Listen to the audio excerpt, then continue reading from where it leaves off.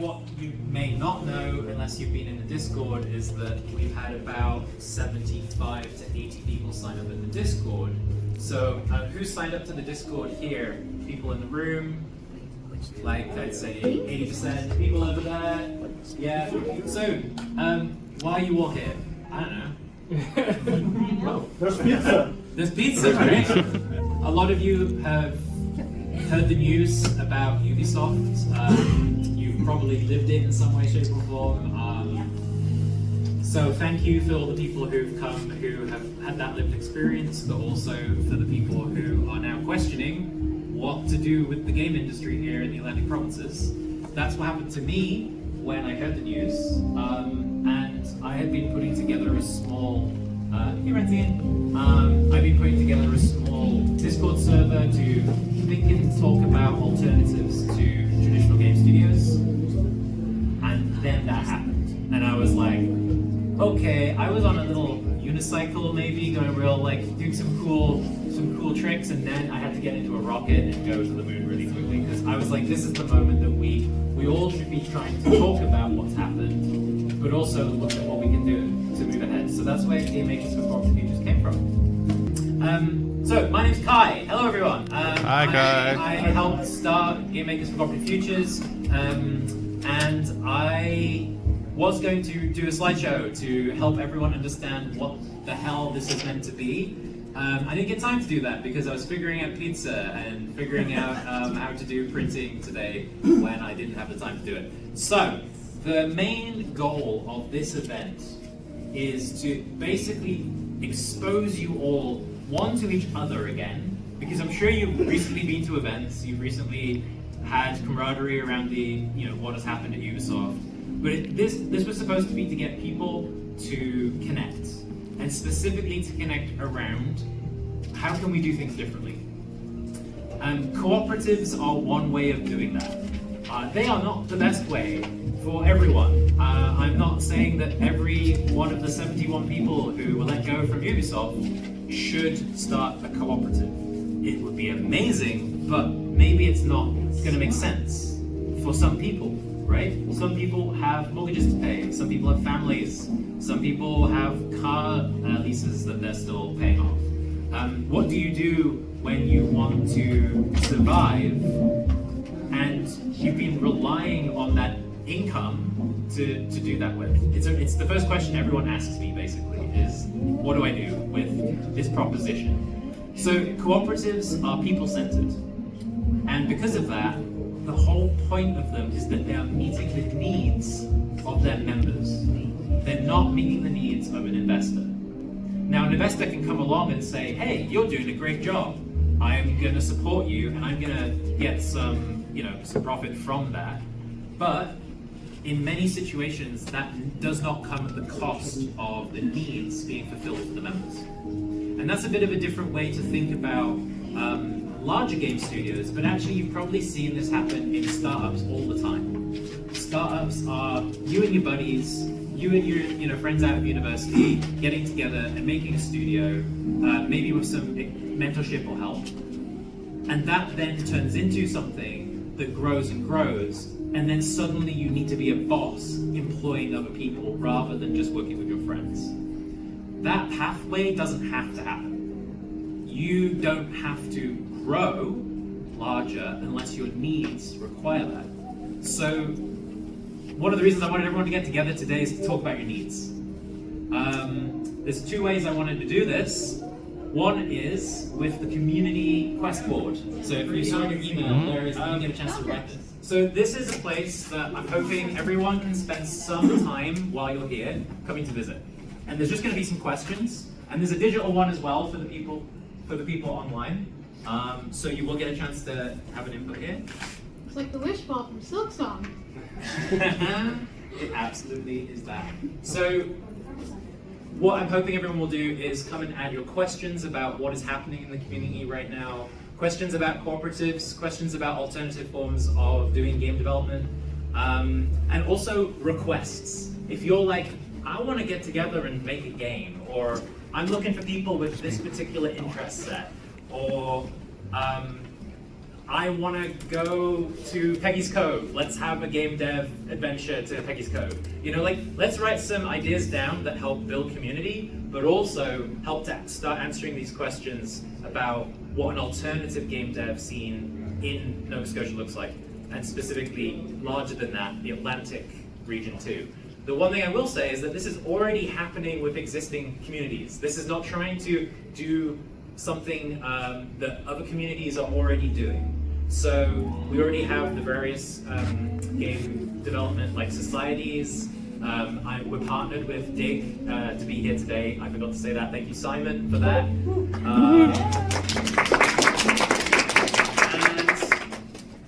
Yeah, so the one way I wanted you to sort of connect all around this is to explore the community in new ways. So that's what the quest board is for. There's sticky notes, there's pens, there's crayons. Have fun. There'll be a digital one for people online to do as well. Can you all hear that, by the way? Yeah, great, okay. The other way is we're going to do a very quick land acknowledgement, which is actually an opportunity not to just read out something that has been read out 100 times at official governmental events. It's actually something where I want us to think about where we are from and where we are now.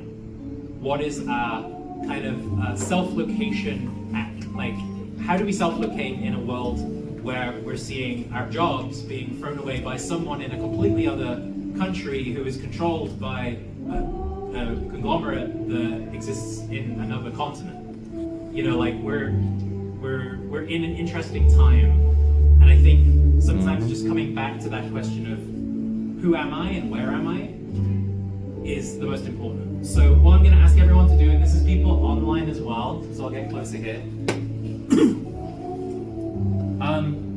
I'd like everyone to, if you're comfortable, close your eyes to do this activity. If you're not, just choose a spot on the wall to look at, or look into your hands. And I just want you to think about where you are right now. Where are you right now in this building, in your home? And where does that sit? Where does that sit in the world? And who are you sharing that with? Think about the people that you're sharing it with. Maybe it's your neighbors, maybe it's the people in the room.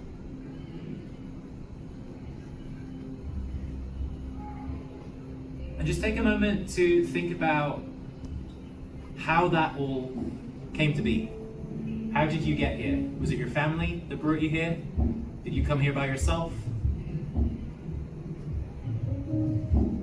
So, in this act, I'm just going to give you another 30 seconds to really feel out what it is that makes you being here meaningful. That is where we start cooperatives from. I'm going to give you 30 seconds. Okay, open your eyes. Thank you for taking part in that. It's not always the most comfortable thing to go inwards, so I appreciate the people who were able to maybe take a brave step there if it was hard. Okay, so I was going to do a presentation. I didn't have time to put it together. I'm literally going to just open the floor because I think everyone has questions. So before we go into community board, before I open up the community board online, I guess I want to open the space for questions. Now this could be something as simple as what is a co-op? If you want me to start there, I'll do that. But I'm going to basically ask people to put their hands up and we'll go from there. Okay, Carl. I think starting with what is a co-op is a great idea. So the question was, what is a co-op? Okay. And if anyone can just look online and see if someone puts their hand up so that I can turn around and respond. That's the community helping me. Thank you. Okay, so what is a co-op? You know what? There you go. You can look at these things. What is a co-op? Okay, so cooperatives can be many things. They can be a non-profit organization. They can be a for-profit business. They can be run by many people. Like you have some cooperatives. The biggest dairy in Canada is a cooperative. I don't know if you knew that, Agripura. They were a food co-op that went out and purchased, through growing resources, more farms to bring into their purview, and now they own, I think, like they're one of the largest dairy suppliers in the world thanks to that action. That doesn't mean that they don't behave like a corporation. That just means that their structure began with the idea that member needs are the focus, not the idea of profit being the only thing. So for the way I like to talk about this is there's kind of a triangle. You have financial, environmental, and social. These are three parts of a triangle that effectively describe the bottom lines that you have as a cooperative. So you don't just have financial as your bottom line. And social really starts to speak to the needs of those workers. And a worker cooperative is different to a farmer cooperative because a farming cooperative is, like Agripura, went out to acquire more farms. But a worker cooperative is a bunch of people who decide that they're going to meet each other's needs by working together. And there's another triangle, I'm going to do it Triforce upside down way, I guess, that exists in the first one. And that relates to values, it relates to principles, and what's the third one? And values, principles, and purpose. So very quickly on those things, your values are what help define whether a cooperative will work with the people who are there. If you all share the same values, you're more likely to work together. If you share the same purpose, you're also going to be more likely to work together. So, an example of this would be a need. I've just lost my job, and I'm now in a market where there are not a lot of jobs. So cooperatives usually form because of a need, or multiple needs. And the cross-section can be multidisciplinary, it can be across intersectional kind of identities, underrepresented folk, marginalized groups. They might have a bigger need in a capitalist society, for example. So you do actually see lots of different types of co-ops being made by groups who are trying to get better equity in their lives, more equality in their lives, and satisfy those needs. So the final one is principles. Principles are a little bit different to values. So the idea really is that purpose is about, why do co-ops exist? They're there to meet the needs.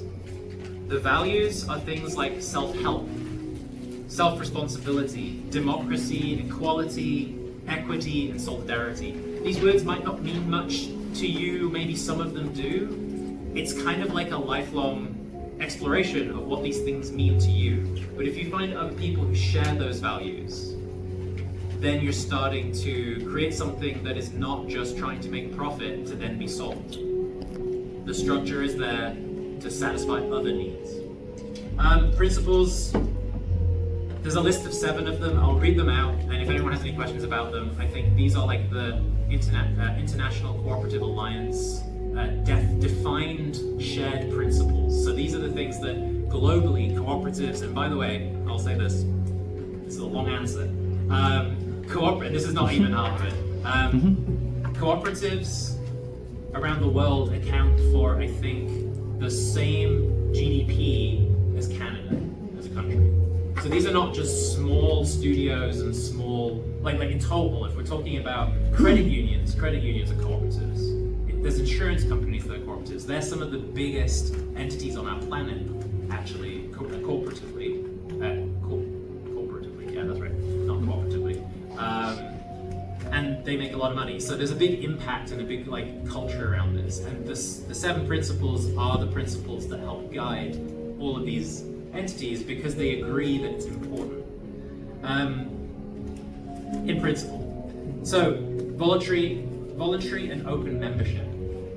Anyone can join. You're not being like disallowed to join for discriminatory reasons, for example. Maybe you're not suited for the role, that's different. But when you come in and you're interviewed for a work studio, for example, you have an equal chance coming in, provided you're going to match the role that you're hoping to fill and that the cooperative's hoping to fill.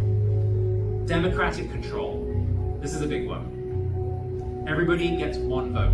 If you're a member, you get a vote. Investors don't get a vote. So even if an investor comes in and wants to support and make money from your organization, they don't get to control how your organization works. Not by voting, at least. They obviously might have some influence in terms of, hey, we want to get more funding, but they don't have, like, I don't know if you've heard of Mounted Equipment Co-op, MEC. Yeah, they were a cooperative, they're now a company, because they didn't protect that kind of democratic voting option, and they brought in people who then dismantled that structure, and then they basically sold off everyone who was a member of MEC basically lost their share because enough people were on the board that could rewrite the rules of the cooperative. Yeah, there's others, but I think at the heart of it, you know, these elements help to define what a co-op can be, and then it's up to the members of the cooperative to decide how those laws are written in the company. When you get to that stage, your bylaws are the way you make decisions. So a cooperative is all about you choosing how decisions are made. I'm going to shut up. Great. And take a drink. Yes, please. Any other questions off any of that, or shall I turn around to see if there are any questions behind me?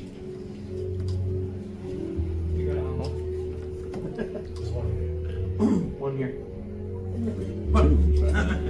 So Heather asked, is there a good example? First of all, you said thank you for hosting the space, and then you said, is there a good example of a group that operates as a cooperative in the creative industries, let's say the video game industry? Yeah, there are a few. Co-op. If you look in the booklets, actually, I'm going to steal one of the booklets too. Look in the booklets. Take these home, by the way, and people online, I will give you access to these booklets. There's a section called Some Examples of Video Game Co-ops. So, the ones that I would recommend you take a look at, one of them is not on here, so I'll mention them first. Wraith Games.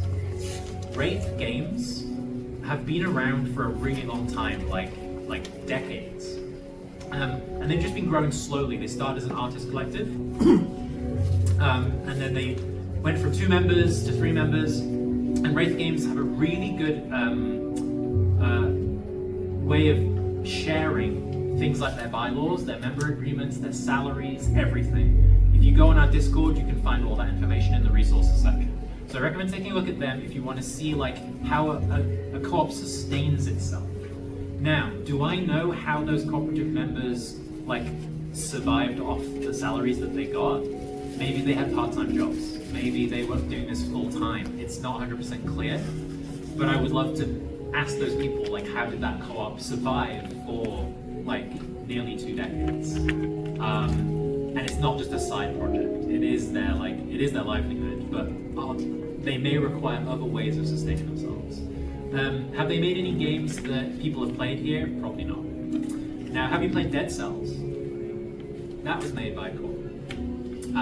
By studio name? Motion Twin. Motion Twin, thank you. So they are no longer a cooperative. The group that still works on Dead Cells is no longer a cooperative, but I think there is a co-op entity that still exists in the background doing different projects.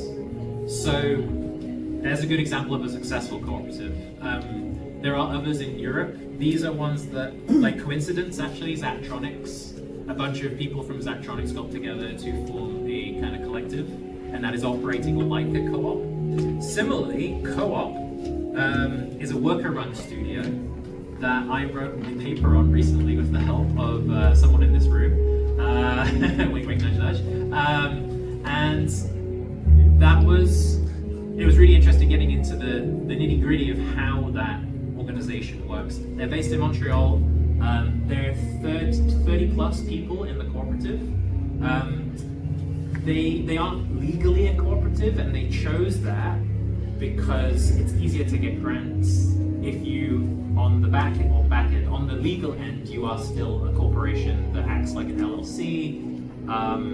If you're still there, you can choose to be cooperative-like, and I think that's what I would describe co-op as, is cooperative-like, because they live the values. They have structures in that are very similar to cooperatives, and they are getting more and more towards that goal, as far as I understand. We're working on it. Yeah. You're working on it. The other ones in here are worth checking out. Some of them are small. Loaf. What's the one that they made? Soft Not Weak made a game called Spirit Swap. I don't know if you've heard of Spirit Swap, but that's worth a check out. You know, they are more on the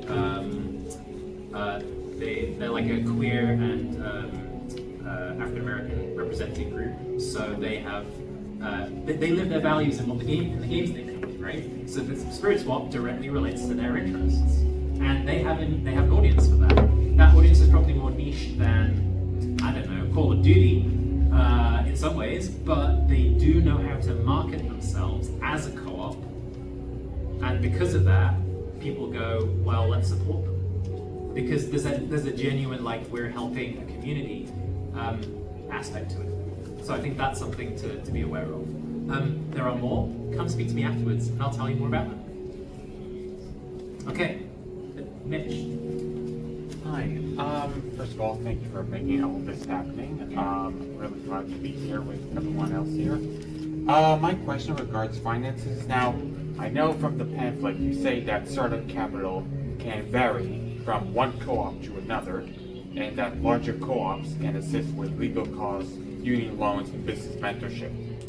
I know that in the traditional studio sense, you can gain funding either via publishing and platform deals or by selling ownership of the company to VCs or angel investors. And there's also tax credit grants and either debt financing. Now the pamphlet mentions startup capital. Can you elaborate more, especially on concerns and feasibility, sustainability of co-ops with regard to financing themselves once they hit the ground running, and also in the long run? Thank you, Nick. I'm going to reframe the question. You tell me if I get it right. So the question is really about the financial health of a cooperative, like around that time of actually launching itself, like getting investment, like what does this really look like for a cooperative when potentially investors are less interested in you because you're not offering equity, right? You're not offering a vote in. They can't use money. This is not what you said, but this is what I'm saying. An investor can't use money to gain control over your business. So where does the finances come from? So in the pamphlet, I do mention that there are multiple ways that you might kind of kickstart your co-op. So that might be through family helping out, fundraising. It might be through there's like grants you can apply for. You might enter some game jam competitions and win money and put that towards like the initial startup costs, like legal costs.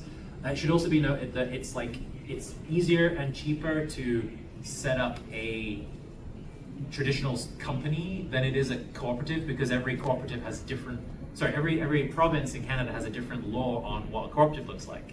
You can also have federal co-ops as well as provincial co-ops. So there's different legal issues that you might need to hire someone who's a specialist to get into.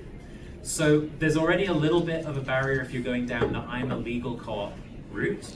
However, the cooperative network that exists already, and this is not in the video game world, this is in the larger creative sector, it's in the farming sector, it's in the housing co-ops that you may have heard of. Like all of these different cooperatives are funded and supported by co-op specific funding initiatives.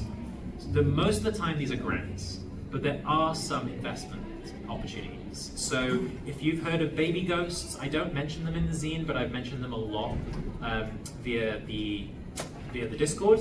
Baby ghosts and weird ghosts, which is specifically the investment portion of their work, focuses specifically on once you have your co-op and you've got, like, let's say 6 months worth of time of working together, you know you're going to work together well, you know, or you've had friends who you want to work together with for ages and you're like, yeah, let's do this. And you can sort of go to Baby Ghost and say, hey, we're ready. They have two options. You can do a grant for $25,000, or you can go through to their investment portion, where they will offer 150K max to start creating your sustainable business. So beyond that, investment will have to probably come from elsewhere, but it's kind of like this, and this is where I think game makers for Cooperative Futures can go, by the way. It can go from, we're all getting together and learning about each other and having game jams and funding opportunities like this to hang out and learn about alternative ways of being. That happens. Then something like Baby Ghosts can offer these grants or mentorship programs to get your business off the ground. Then there are opportunities to get investment. Now, one thing that I will note is that Co-op, the Montreal-based worker-run studio, they have got CMF funding. Is that correct? I Yeah. think so. Yeah, I know. Yeah. So yes, for a person who knows. Sorry, I'm asking specifically. Someone who knows. I don't know if you, as a cooperative, are going to. Sorry, no, I do know because I was speaking to someone about this. You are still able to apply for the Canada Media Fund, even if you're not giving away shares to, like when you get investment, basically. As far as I understand it, correct me if I'm wrong, Canada Media Fund works so that they're expecting a return on their investment, right? The government is gaining some money to then put in their pot to support more companies in the future. So that can sometimes come with equity control. As far as I understand it, there's like some sort of control that can happen there. So cooperatives can still access that fund. So you can still, as a co-op, apply for that. However, I do know it's easier if you're not marketing yourself as a co-op, because Canada Media Fund doesn't necessarily care if you're a co-op or not. They just want to know that you have the team, the stability, and that's why the first stages of setting up a co-op is really important. So there's, I don't know if I'm answering your question immediately in a straightforward answer. I will say that opportunities to build those first initial stages are easier to come by than the investment, which is probably true of all businesses anyway, right? Yeah, I don't know if I got to the heart of it, but maybe we can chat afterwards about some of the other things that I've seen working with a Toronto-based group called Gamma Space. And they are, instead of having like a small studio made up of a few people, they're a much larger collective that share resources. And because they share resources, they also have a publishing arm. So they act as both publisher and as the group of people who are making things. And that as a cooperative looks quite interesting. And they're able to get funds through Canada Media Fund. So there's different ways of doing it. And I have diagrams that I will show you at some point. But that hopefully answers some of the question. Yeah, more or less. You more or less got you the gist of it. And if you have specific questions of that, add them to the quest board. Sure. And I'll come along and I'll try and answer them, because yeah, sometimes I need to put it all. This is all stuff that I've been learning across the last 2 years. I'm by no means the expert in video game cooperatives. There are people in this room who have been in a cooperative longer than I have. So it's important to note that this is me trying also to give you the opportunity to do some of this research and look at the stuff that's on the Discord and decide whether you think this sounds like a way forward. So that's what I would say to that. All right, anyone online? I think he has a question among him.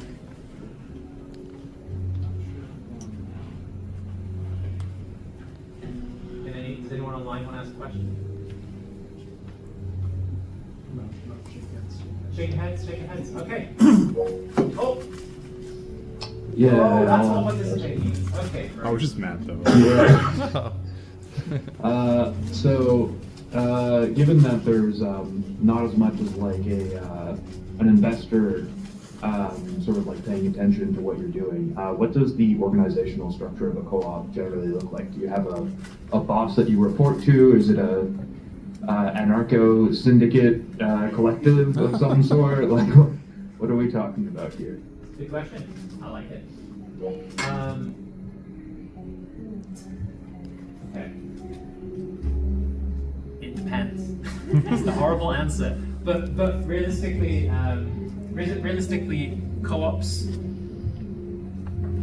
again start off with founders. So when you're founders, it's very much like a startup. You are trying to figure out how you can even make this game project with the 3 people who only have 4 of the 10 skills you need, right? So someone's going to go and have to learn the accounting. Someone's going to go have to learn the marketing. Like, we don't have those skills necessarily in our group. Or maybe you're really lucky and then you get a larger group of people, all the right people who do have all the skills for the projects that you want to make. In that situation, I would say your structure is decided internally, and there are different ways. I know of ways where you have working groups. So you have a working group for strategy, for example. So a strategy working group would be your board of directors, effectively, right? They're making some of the higher level decisions. So you can still have a board, and I think some provinces require you to have a board. But you might also have other working groups. So you might have a marketing working group. You might have a I like to think of them as nodes, I guess, right? You know, they're nodes in the business that you know have to be fulfilled. So we find a way of doing that by making roles not tied to people. And that might be a bit different for people, for example, working at Ubisoft. I don't know if this is true or not, where it feels like maybe in a larger studio, your role is more specific. It's like there's a bit more of an understanding that you have a set amount of responsibility, a set amount of sorry, it's getting so loud next to I guess we could close the back, but it's too hot in here, so yeah, no matter. So with those fixed roles, it's harder for you to move it's harder for you to move based on your needs into those different roles in a more fixed type of position. But cooperatives offer the opportunity for you to move between roles if you want to, but you don't have to if your group agrees that that doesn't make sense. So it's really about your bylaws. I guess other ways that I've seen it work are there's more opportunity for a business structure where it is sociocracy or flat, like totally flat. But I do know, for example, in Co-op's case, you have a studio flat hierarchy at one level, and then per project, you have the hierarchy that you would normally see in a studio. So actually, it's not always just a flat out, we're going to be anarchists. We're still in a capitalist system, right? So how do we operate in this? And when is hierarchy useful is making creative decisions, actually. Having everyone in the room, if we all decided to do a game jam now together, it'd be very interesting, right? But who's going to take the lead? Who's going to make the decisions? All right, there we go. How many people did we say there are? Like 20 people. All right, so one person is not going to make decisions. That's great. So it's hard. It's really hard. But in a co-op, you can decide when hierarchy makes sense and when it doesn't make sense. Matt, does that answer your question, someone? That does answer my question. Thank you very much. Ask more questions because, yeah, it's not clear. It's not clear all the time. There's no rule book. There's just some guiding principles and values that I had on that sheet that I brought up. Like, come and take a look at this, and this will give you an idea of where co-ops can go. I'll show this to you as well. All right, they're really how many up? I think that, so just to be clear for everyone online, Is it like a Christian, Christian society next door that's really? We can hear you, Kai. Can you give me a hallelujah? Give me a hallelujah! It's good to hear people being passionate about things they like. Oh Bowser! Oh Bowser! Kai, would you say consensus, like the consensus handbook and things like that, might be an interesting thing to look at as well for cooperatives? Consensus making? Consensus making. So yeah, okay, so Francine just asked the question. Well, Or just throw it out there. provided a prompt. Why don't we look at consensus building? So yeah, majority vote. If you have a voting system, you're still doing the same thing that happens in any other like democracy-based kind of structure, which we know sometimes doesn't work very well. If you are well aligned with your values, and if you are well aligned with your principles and your purpose, you're more likely to do better at majority voting. And then for people who maybe are not as satisfied, you can have a conversation and find out how to adjust so that the idea that you're putting on the table in your consensus building is at least accommodating their no in some way. However, consensus building can go even further than that. So you can have it where your team is so well synced that you all just have conversations about the big decisions, and you don't have votes. And the conversations allow you to move forward. Now that doesn't always protect you from moments where you do need that final choice. But for example, how do you decide who's on your board? How do you decide who's on your strategy team? Someone has to probably say, I want to do it. And then someone probably has to say, all right, well, we vote you in. So consensus might be not a good fit for that. But maybe consensus is good for, do we actually want to steer the whole company in a totally new genre? Like, let's say we're going to go from RPG to first-person shooter. Like, that could be a really big change for everyone, so we need a consensus building process. So investigating, Francine, like you say, consensus building is a big part of co-ops. And they just, again, you put it in certain places. It's not one size fits all. Thank you for that prompt. What time is it, anyone? I've been shouting at you guys. 7:02. I can't remember what my schedule was, so if there are no questions, I might just release the hounds. Did you have a question? Online. I'm going to put on the... Oh, there's a question in chat. Okay. Oh no! There's one here too. Yeah, we got one here behind you, Kai, as well. He was waiting. Where? I didn't see it. Two in the room. Oh, there's more questions. Okay. So, because it's 7, and we've got technically until 10 o'clock, but I'm sure people probably want to head off at some point. I'm going to do these questions, and then we're going to break out, and you can play some games. You can go to the community board. I would love everyone to at least come up and look at the community board. I'll put some stuff up there. So let's go for the questions. So online first. Hello. Whose was the question? Yeah. How difficult would you say the legal paperwork is to start a co-op? Any tips or tricks? I just saw that my car's not on properly. That's kind of funny. Okay, so Cameron, can I ask where this question comes on from, first of all? I can't hear you. Hang on, can you hear me now? Yes. Okay. So my question basically is wondering, when you want to start like a studio or something, or like if I wanted to start a co-op of my own, since it is a business, technically, how is it that you would go across and kind of present that, since there are different laws in different provinces in regards to what a co-op is and what the regulations are? So just to kind of like, what are the legal, like any tips or tricks to like navigate that whole legal side of things? Yeah, so the question, I'm sure everyone heard, but just in case you didn't from next door, what are the legal like repercussions of setting up a business like this? How do we go about it? Are there any tips and tricks? Yes. Every province has cooperative organizations that do this. They provide support, they provide legal advice, they provide grants. The Nova Scotia Cooperative Council is the one everyone from Nova Scotia should probably be looking at. But then there's also one in Newfoundland, there's one in New Brunswick. Like, these organizations are designed to actually support those initial stages, like that incubation or that pre-seed phase, right? How do we just start a business? Which lawyer should I hire? There's not a lot of cooperative lawyers, as you might imagine, right? And if you get one you don't like, then I guess you're stuck with them. But hopefully that changes. Hopefully more people get excited about cooperative law. Where I work and study at the International Centre for Cooperative Management, you can find out more about them on the table over there, by the way.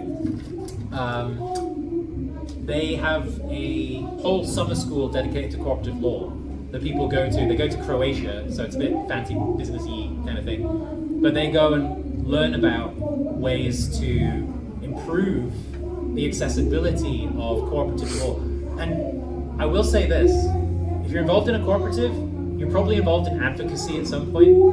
And advocacy is also about trying to get a better situation for cooperatives with the local government and with the federal government.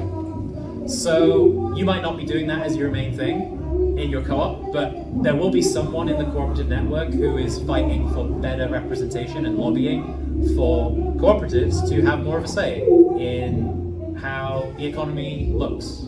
And that could mean lots of different things. For the creative industries, it mostly looks like, are there special tax breaks for cooperatives? Right? How do we advocate for that? So, first of all, answer is go look at your local cooperative associations and federations. They will provide options, and there's a bigger conversation around how we make that better overall as well that goes on from an advocacy perspective. Hopefully that answers your question, Karen. Oh, maybe. All right. Add more questions to the quest board when it comes up. Yes. We've mostly been talking about local and national, like Canada-wide co-ops. So, for example, I'm currently building a visual novel game with some people from the US D&D group that ended up making a game kind of thing. Yeah. How would that be set up as it being an international business at that point? Is there any large differences, anything to be wary of, that kind of thing about like the difference between it not just being a Canadian company, it's now something that's a bit more complicated than that. Okay. Summary of the question. What does it look like when you want to set up a cooperative internationally? How do businesses that are meant to be, I guess like you're saying, kind of like collaborative, but also they need to legally function as a studio. How does that work when it's across borders? There we go. Yeah, just. Okay. Test 1 2, test 1 2, test 1 2. Yeah. That should See online what just happened here, are you? Yeah. I'm also starting to get a migraine too, so it's like, that's what the pills for. Hello. Okay. Round of applause for Simon, please. Technical wizard. Sound check? Yeah. You okay? Can you I hear? can hear you. Great. Is everyone okay with yours? Yeah, not too loud. George, you okay there? Yeah. Right next to you. Okay.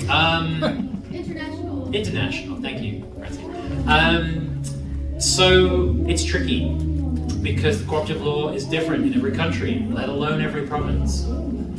Working across provinces is easier because there are like structures that allow you to work at a federal level if you do have many of your members in other provinces. But I know co-op, once again, by not being a legal co-op and by being a kind of worker-run studio that is technically still owned by some people that isn't everyone. I don't know if that made that clear before. Like if you're in a cooperative, you all own it together. Like that's actually the main purpose of it, really, ownership and decision making. You can struggle when you go across borders because legally, how do you give an employee from another country ownership in a country? Like there's like, you know, like we have data sovereignty. It's kind of like ownership sovereignty. Like how do we define ownership? So it's hard. It's a lot easier to offer equitable contracts to employees from other countries and then have one country location for a studio like that. Now, this has happened. There's a very famous cooperative called, and I would say cooperative, it's actually a cooperative network called Mondragon in Basque country, Spain. Look these guys up, they're fascinating. So they are a group of people that were resisting kind of oppression in the late 1800s, and around the early 1900s were able to create a series of worker-run machinist shops, which then grew into banks to support those shops, so that instead of having to go to a bank that would be discriminatory towards them, they actually had access as people from the Basque country to funds for their businesses. That grew again and again, and just kept going. And now there is a whole town called Mondragon that is it has its own cooperative university. It has its own co-op. It has like a whole setup that's kind of I can't remember how many cooperatives they have, but they've just kept growing. But they allow people to move between all the co-ops. So there's a federation above the cooperatives that allow workers to always have a job. Now, what happens when they start working with Boeing in another country because they're making parts for I don't know, an airplane or whatever? They have to hire people out there.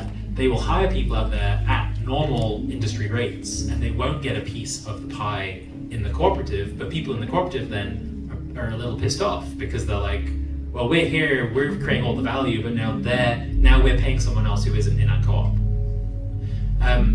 So contractors is kind of where this ends up going, really, to answer your question. Like, how do you have rules that are equitable for both your members and the contractors? And that is not an easy thing to do. It requires a lot of conversation and kind of an understanding that there are more than just your workers that are stakeholders in your business. What I mean by that is not shareholders. I mean people in your community are stakeholders in your business, right? You know, they frequent your business, they support your business, so they have some say. So you've got to think of contractors as having some say. Glitterbean is a cooperative. I should shout out a couple of cooperatives actually here in Halifax. So there's Glitterbean, which is a cafe on Spring Garden, queer-owned, and they have a union.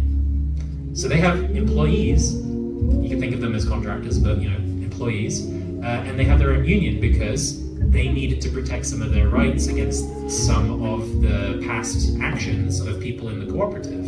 Now, that just doesn't mean that the cooperative as a whole was doing bad stuff. It just means that they had to evolve a relationship where the workers who were not a member but were still employed by the cooperative had representation. So unions are a part of this conversation in some ways.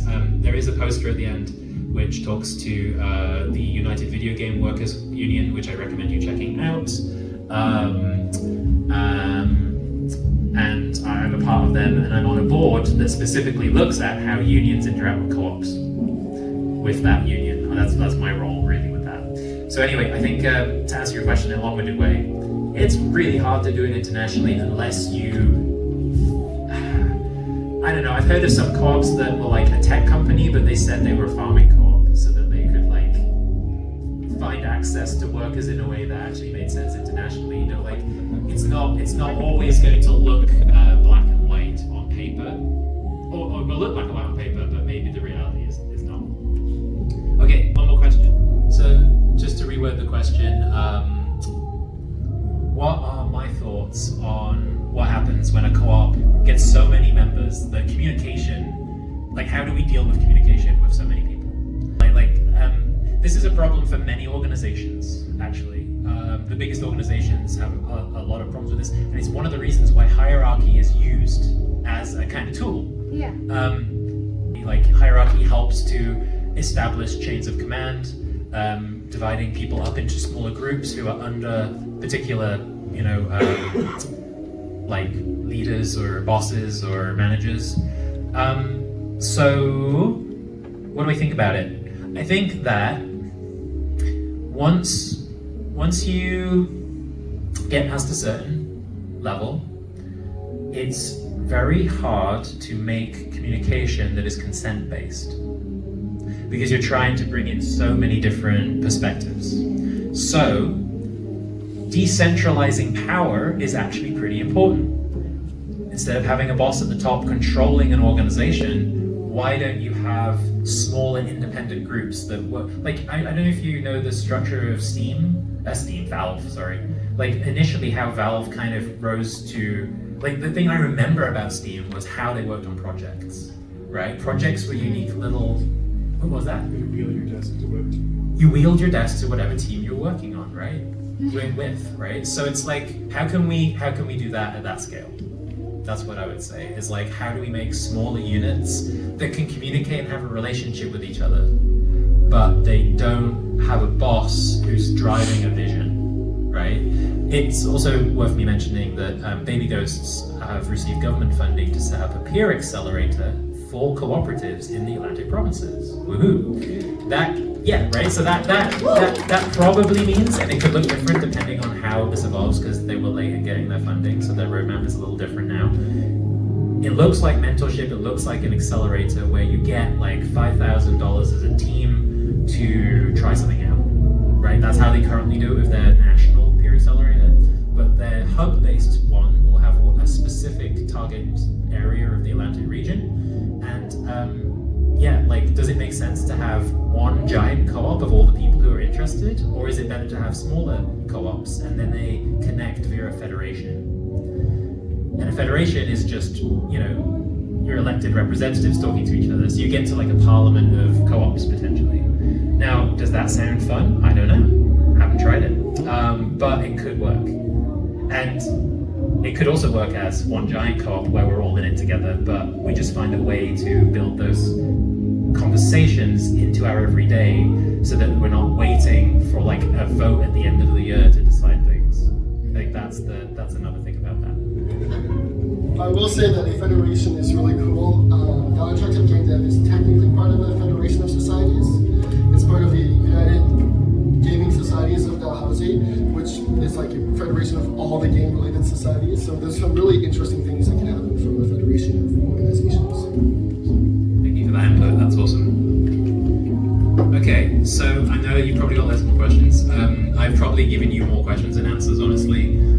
That was the point, because I'm also in this place of figuring it out.